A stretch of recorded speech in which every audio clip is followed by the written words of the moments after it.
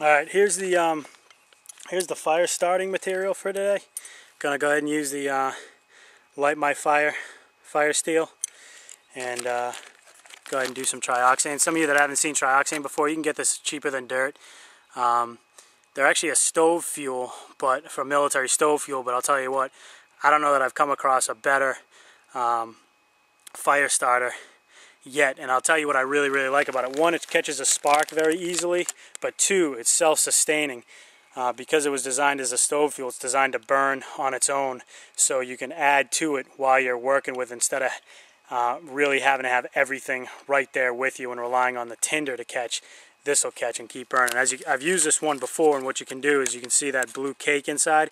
You just break off, I don't know, maybe a quarter-size piece of that, and I'm going to go ahead and use these fire sticks. These fire sticks are great. You can get them at Walmart. They're cheap enough. They come in packs of maybe 8 or something along those lines. So I'll probably break one of those in half, and we'll go ahead and use that. These items and the tinder that we just cut with the Rtak 2. So let's get to it. What I did was I put down a couple pieces of that thicker tinder that I cut. There's the trioxane cake with the 2 fire sticks on either side. It looks really big because you guys are zoomed in a lot, but there's my hand, so you can see it's about a hand size, my hand size anyway, setup. And what I'll do is I'll go ahead, and again, you want to split your wood, unless you feel like carrying it all, right near where you need it. So about 3 feet away I've got all my tinder and the rest of my wood that I'm going to pile on here. But you guys will get a really good idea of how easy this stuff lights.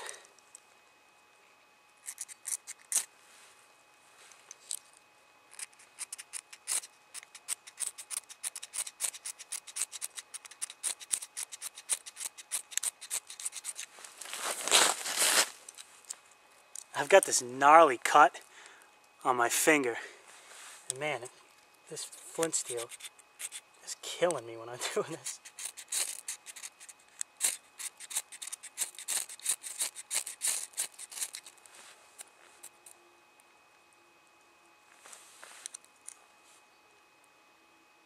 Catch?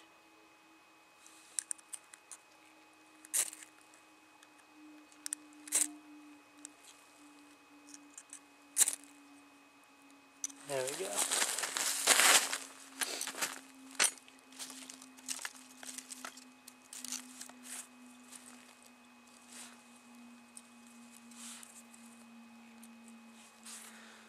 What you want to do is go ahead and obviously add your tinder.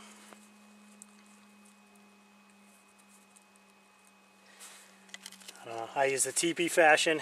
You guys may use something else.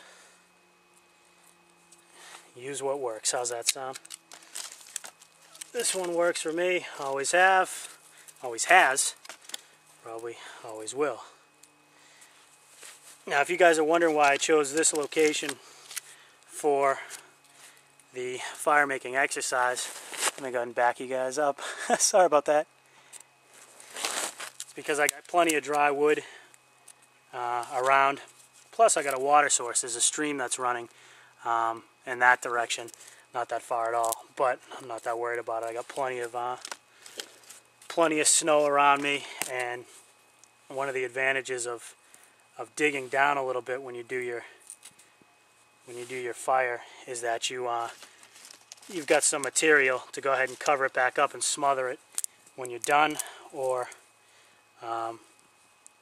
you know, if something ever happened and you needed to go ahead and put the fire out rather quickly. So all I'm doing now, and I shouldn't have cut that first piece that you guys saw me jamming on with the Rtak 2. I shouldn't have cut it as big as I did when I chopped it, because what it makes me do now is snap all of the all the kindling. So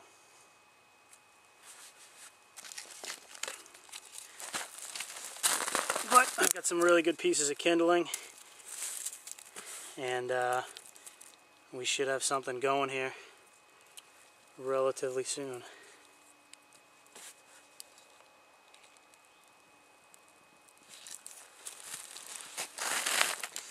In the early stages of a fire, that started out as a history lesson, didn't it? Not in the early stages of fire. In the early stages of a fire, you want to pay a lot of attention to it, unless you've got, I mean, you always want to pay attention to it, but just pay special attention to it in the early stages because, you know, unless you've got just the perfect kindling and tinder, there's, you know, there's always a chance that it's going to go out on you. So once you get that spark lit up, especially in a survival situation, you guys are going to want to keep it tended.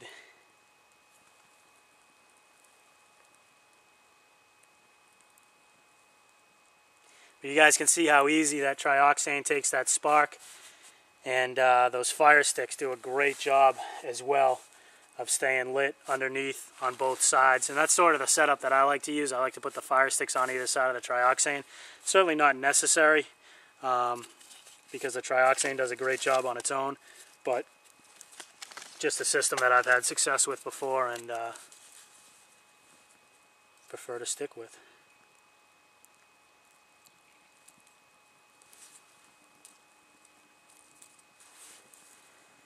So there you go.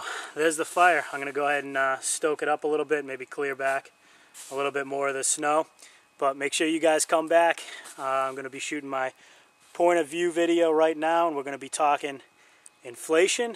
We're going to be talking the velocity of money and a host of other topics. Certainly not as interesting as smacking around the Rtak 2 and making fire, but certainly important. So thanks for coming along, guys. The Rtak 2 has been performing absolutely as billed, becoming one of my favorites. Even at $100, I see a lot of value in that knife. So if you guys are thinking about getting it, it's got my seal of approval so far. Will it show stress tests and things like that in the future? Any knife is subject to that. So if anything happens, I'll update it.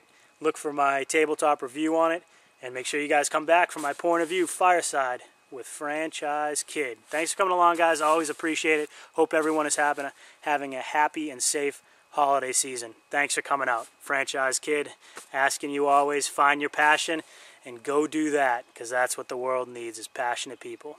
Thanks for coming along.